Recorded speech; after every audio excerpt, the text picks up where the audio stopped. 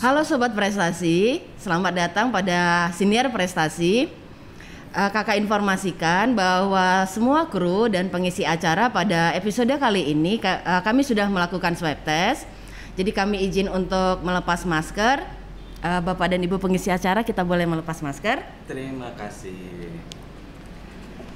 Tapi sobat-sobat prestasi yang ada di rumah tetap menjaga protokol kesehatan.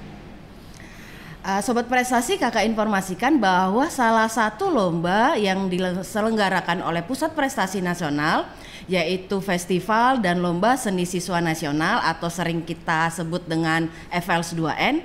Nah, pada episode kali ini kita akan membahas FLS 2N untuk jenjang sekolah dasar. Jadi Sobat Prestasi, kakak perkenalkan dulu narasumber kita. Yang pertama itu ada Kakak Septian.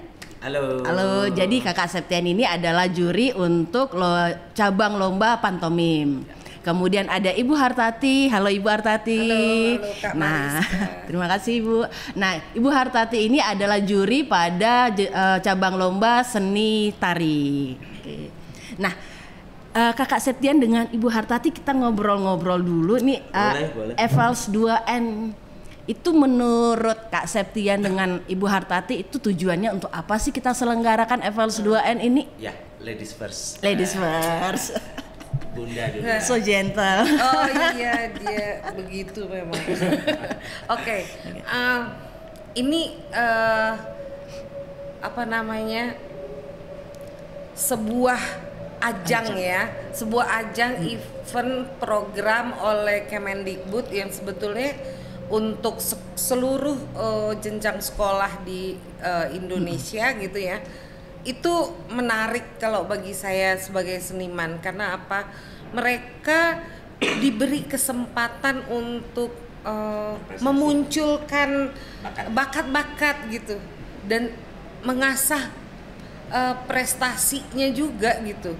Tidak cuman bakatnya yang diasah, tapi prestasinya juga diuji. Menurut Kak Septian, tujuan pelaksanaan FLS 2N itu seperti apa? Ya, selain yang diutarakan Uni tadi, menurut saya ini sangat baik sekali bagaimana kita bisa menghasilkan talent-talent dari seluruh Indonesia, ya, dimanapun sampai ke pelosok-pelosok kita bisa menemukan generasi emas yang berkompetensi, bertalenta gitu ya. Dan mereka juga punya jalur prestasi gitu untuk meningkatkan prestasi. Jadi FLS 2N ini Sobat Prestasi menjadi ajang dan wadah untuk Sobat Prestasi untuk mengembangkan kreativitas di bidang seni, itu dia. Nah, cabang lombanya 2 diantaranya itu pantomim dan juga seni tari. Nah, Kak Septian dan Bu Hartati kita mau ngobrol-ngobrol juga nih tentang ketentuannya. Jadi siapa saja yang boleh mendaftar untuk mengikuti lomba untuk pantomim dan juga untuk seni tari? Itu berapa orang untuk satu timnya? Ya, kalau di pantomim itu grup 2 orang, boleh laki, boleh perempuan, boleh kombinasi keduanya. Tapi kelasnya tidak harus sama ya, boleh kelas 4 betul. Dan juga kelas 5 betul. Boleh grupnya. Oke. Ya. Kalau untuk seni tari Bu Hartati, ketentuan usia atau kelas itu sama. Iya. Dan kalau jumlahnya di dalam satu tim itu 3. Itu juga boleh perempuan saja, laki-laki saja, atau laki-laki dan perempuan. Siap Ibu. Ya, jadi adik-adik Sobat Prestasi silakan dibentuk timnya untuk mengikuti cabang lomba pantomim dan juga seni tari.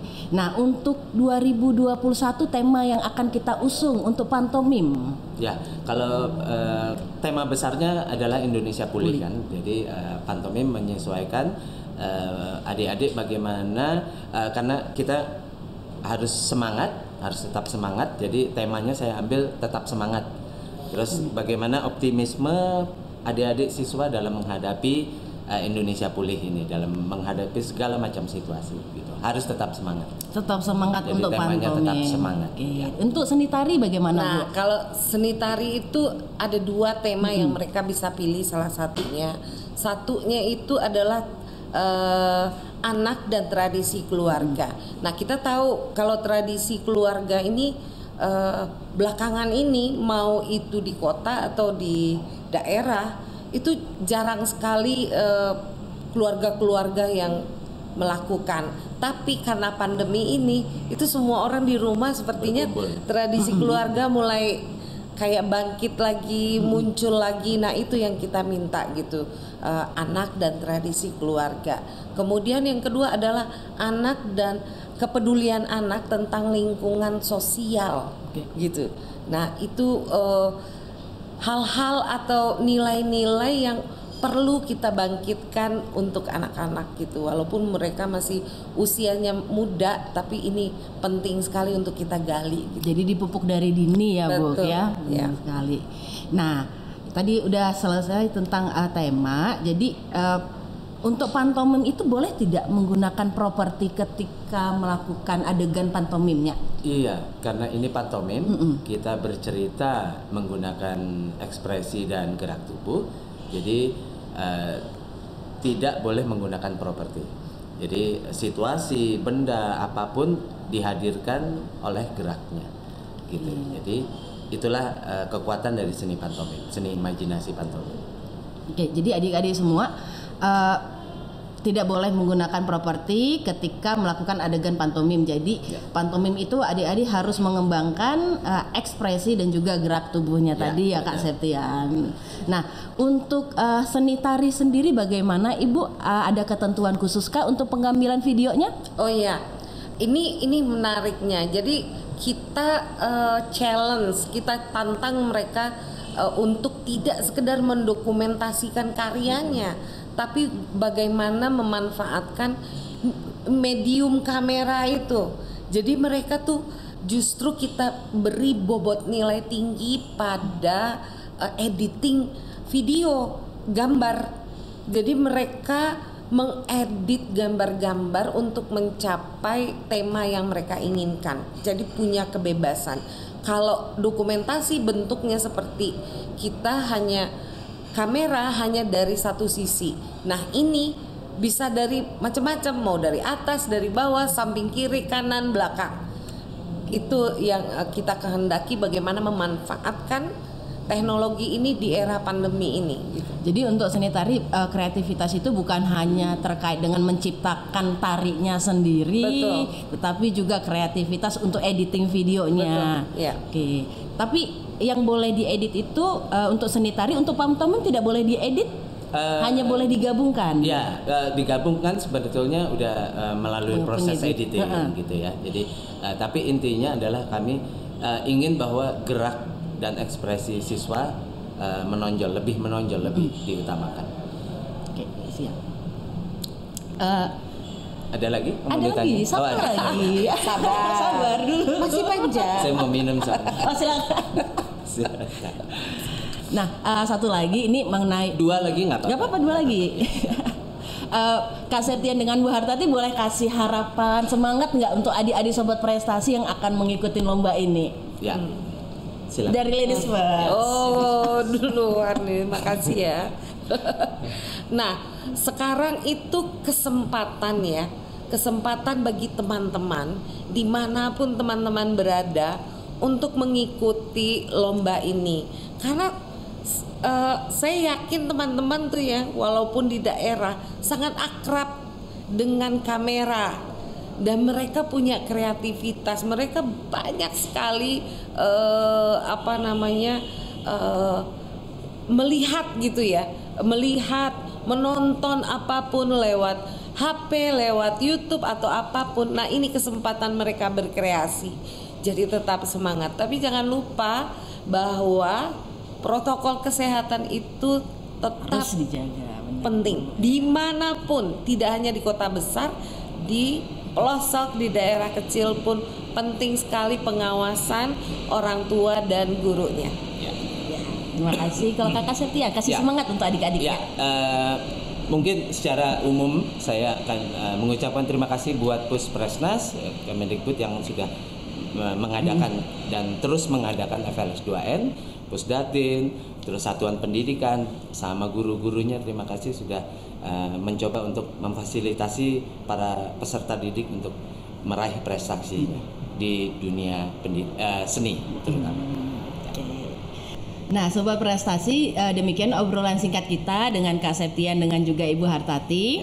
Terima kasih Kak Septian dan Bu Sama-sama. Hartati sudah mau Terima kasih. meluangkan Sama-sama. waktunya untuk Terima kasih, ngobrol-ngobrol. Mbak Rizka. Nah, adik-adik Sobat Prestasi tetap di Siniar Prestasi.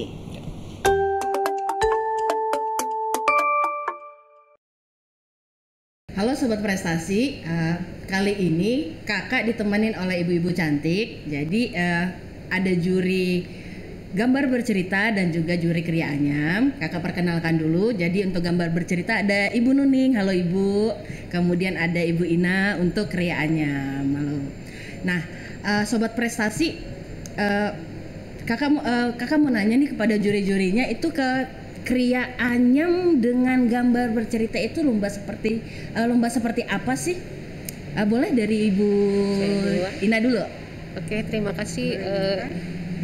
Boleh ya, boleh Ibu Nuni, boleh dibuka maskernya supaya lebih leluasa untuk ngobrolnya, boleh? Biar jelas. Baik.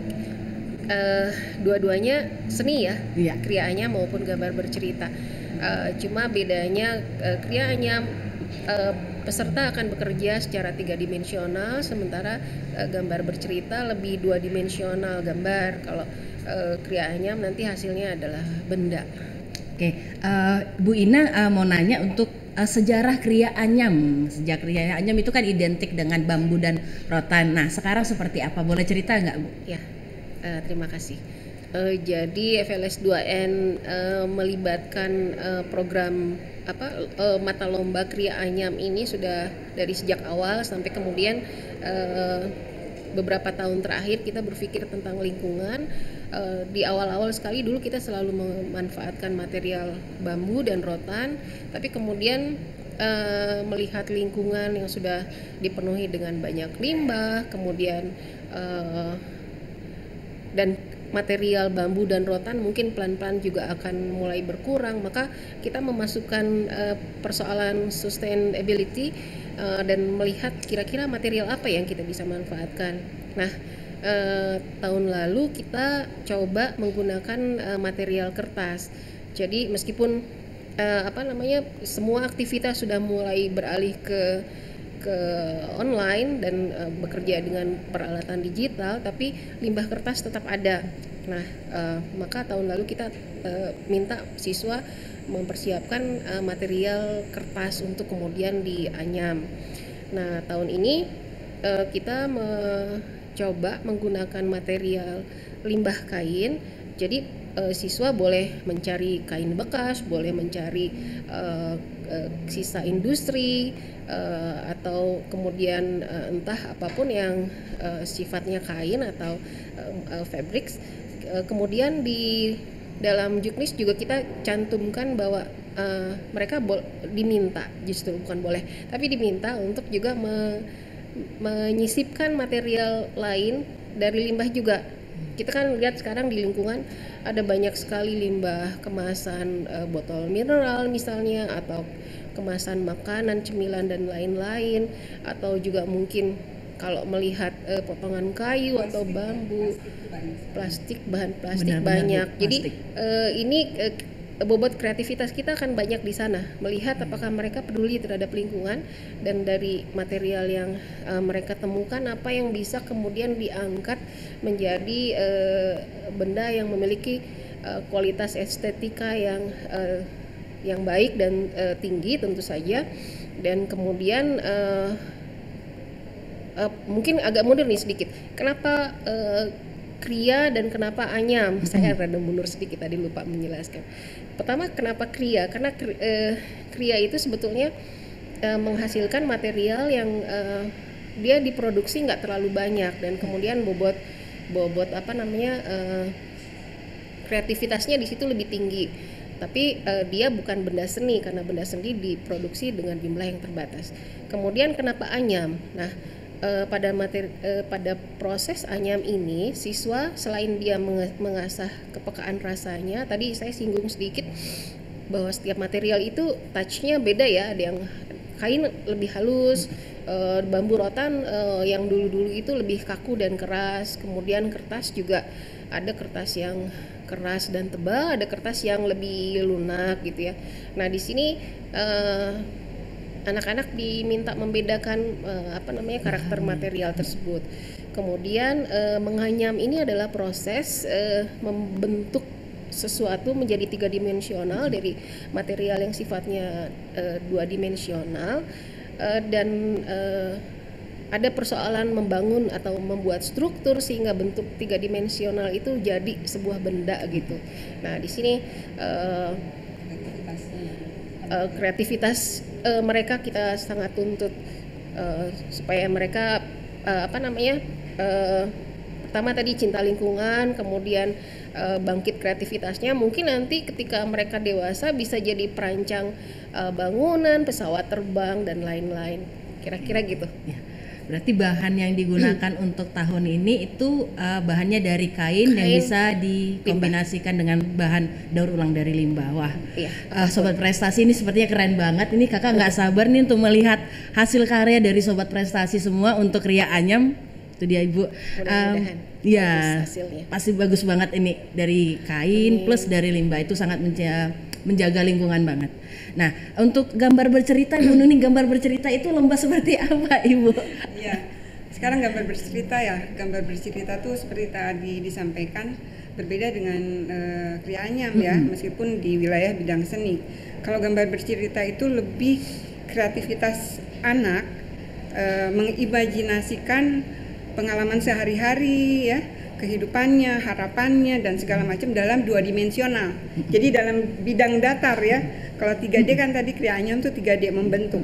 Tapi kalau di gambar bercerita itu justru di bidang datar kita menceritakan sesuatu pengalaman anak-anak ya, dan yang penting gambar bercerita itu sebetulnya cara komunikasi anak yang paling awal. Di mana anak-anak belum bisa menyampaikan karena terbatas perbendaharaan katanya. Nah, itu dalam psikologi anak tuh dalam gambar. Nah, itu ya penting sekali itu untuk dipahami bedanya gambar bercerita dengan cerita bergambar. Oh, cerita bergambar itu komik ya Bu ya, itu yang sepertinya sering kita dengar Bu. Iya betul. Nah, itu beda. Kalau komik kan halaman per halaman ya, tapi kalau gambar bercerita itu dalam satu bidang gambar dia menceritakan banyak hal gitu. Nah, itu yang ingin kita munculkan dalam lomba ini ya. Dan yang penting itu juga bagaimana anak itu mengekspresikan, mengimajinasikan harapan, mimpinya ya, cerita tentang hidup dia tuh dalam gambar. Dalam gitu. satu gambar ya dalam Bu ya. satu gambar, bukan dalam gambar komik. Ya, itu beda ya. Beda Ibu. Itu di situ. Kata-kata atau apa ya, si gambarnya cerita banyak. Iya. Itu bedanya gambar bercerita dengan cergam ya. Cerita bergambar. Itu penting sekali. Jadi saya pikir FLS 2N ini bisa mewadahi tadi harapan, ekspresi, imajinasi anak ya, dan minat bakat yang khususnya anak-anak suka menggambar. Itu kira-kira ya kenapa gambar bercerita itu penting dalam ajang kompetisi seni di FLS 2N ini. Ya, gitu. Saya juga nggak sabar Sobat Prestasi untuk melihat gambar-gambar Sobat Prestasi semua. Nah, Kak Ina dengan Ibu Nuning boleh kasih semangat untuk adik-adik kita yang akan mengikuti lomba ini supaya mereka lebih semangat dalam menyampaikan kreativitasnya untuk gambar bercerita dengan Ria Anyam. Iya, ayo adik-adik semua kita tunggu kreativitasnya, imajinasinya, mimpinya, gambarkan dalam gambar bercerita dalam lomba gambar bercerita FLS 2N tahun 2021 ini. Kesempatan terbuka untuk adik-adik semua, semangat. Ya, untuk Ria Anyam. Ayo semuanya adik-adik dan anak-anakku mungkin ya untuk segera mendaftar, berlomba, berkompetisi di sini. Kalian semua pasti bisa, dan ini adalah kesempatan kalian untuk menyampaikan kepada semua orang bahwa saya bisa dan saya hebat. Oke, terima kasih Bu Nuning dan juga Ibu Ina sudah bergabung untuk siniar prestasi kali ini. Adik-adik semua tetap di siniar prestasi, akan kita lanjutkan lagi.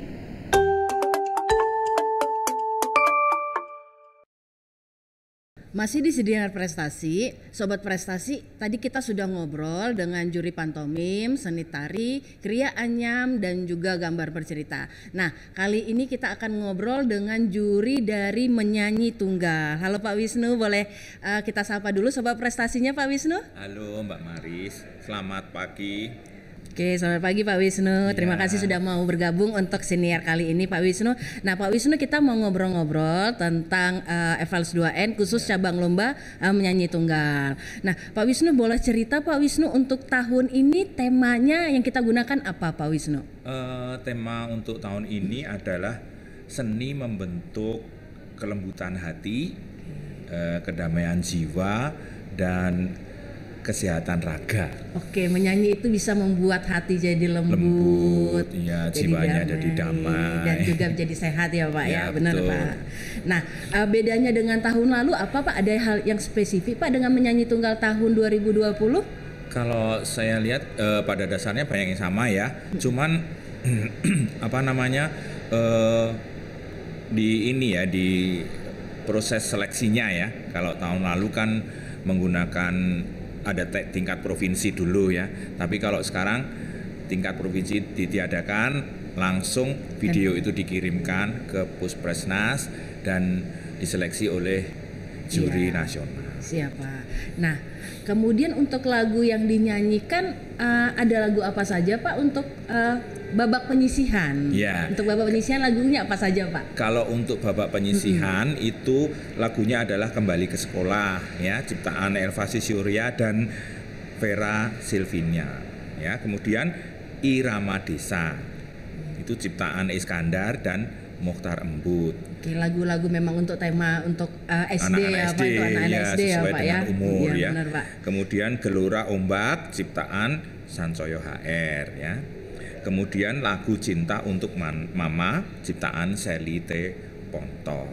Itu penyisian. Ya, untuk penyisihan Pak. Nah, tapi musik pengiringnya sudah kita siapkan Pak? Sudah. Atau siswa siapkan sendiri Pak? Kalau kebetulan kita siapkan ya sudah di ini, jadi nanti video itu dikirimkan berdampingan dengan Musik. pengiring. Oke, berarti bersebelahan ya Pak ya, ada Iya, video siswanya menyanyi, Iya. kemudian di sebelahnya ada video musik iringannya. Betul. Nah, musik iringannya itu boleh diubah nggak Pak? Atau kita harus mengikuti aturan dari Puspresnas Pak? Itu kebetulan sudah pasti ya. Jadi Iya. musik iringannya ya itu ya kan. Jadi tidak usah repot-repot cari di YouTube atau di mana, sudah itu. Jadi peserta tinggal menyesuaikan mengikutinya saja.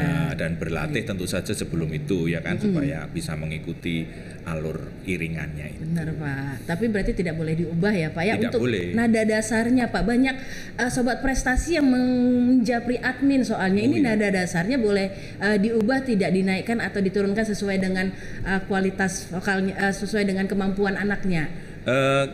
Dari juri memang juga cukup toleransi ya, jadi disediakan 5 nada dasar. Jadi nada dasar asli, kemudian naik dua. Naik setengah, Oke. kemudian naik 1, Ya. dan turun setengah, dan turun 1 dari nada normal, nada oke. aslinya. Berarti di luar itu sudah tidak diperbolehkan ya Pak ya? Sudah tidak diperbolehkan karena kan iringannya sudah jadi ya. Ya.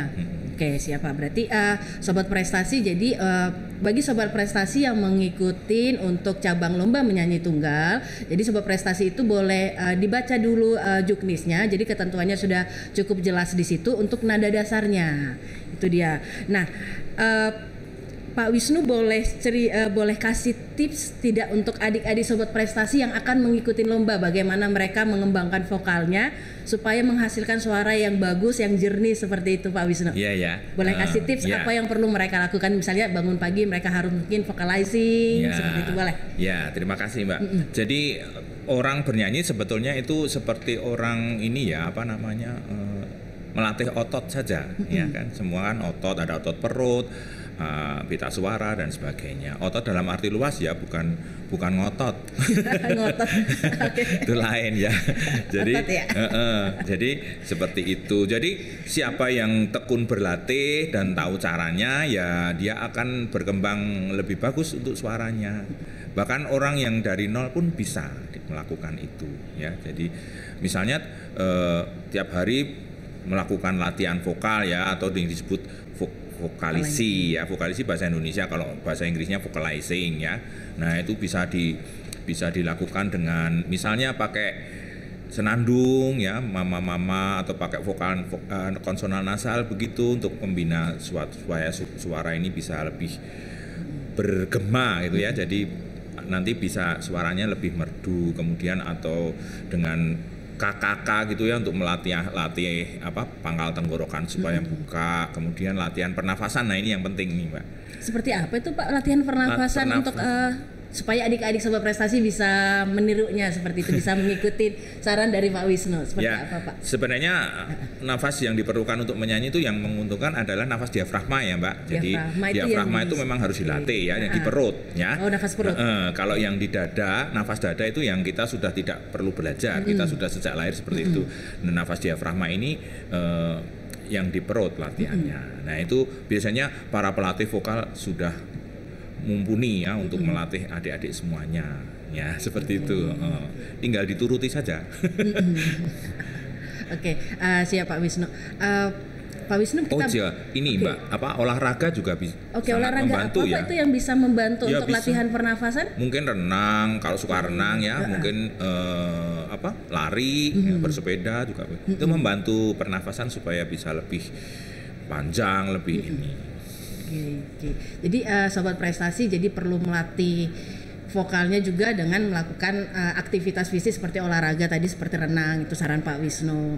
Nah, Pak Wisnu boleh kasih semangat untuk adik-adik Sobat Prestasi yang akan mengikuti lomba ini Pak Wisnu. Ya, Puspresnas dalam hari ini, Pusat Prestasi Nasional sudah sangat ini ya membuka semua cabang hobi, bakat, talenta dari adik-adik semua. Nah maka dari itu silahkan apa yang menjadi hobi, yang menjadi kesenangan adik-adik untuk diuji coba dalam arena ini. Segera mengirimkan videonya sesuai dengan kategori lomba yang mau diikuti dan yang disukai ya. Oke. Pak Wisnu terima kasih sudah bergabung untuk diskusi Siniar Prestasi. Sama-sama. Terima kasih. Adik-adik, demikian Siniar Prestasi kali ini. Sampai bertemu pada Siniar Prestasi episode selanjutnya. Terima kasih.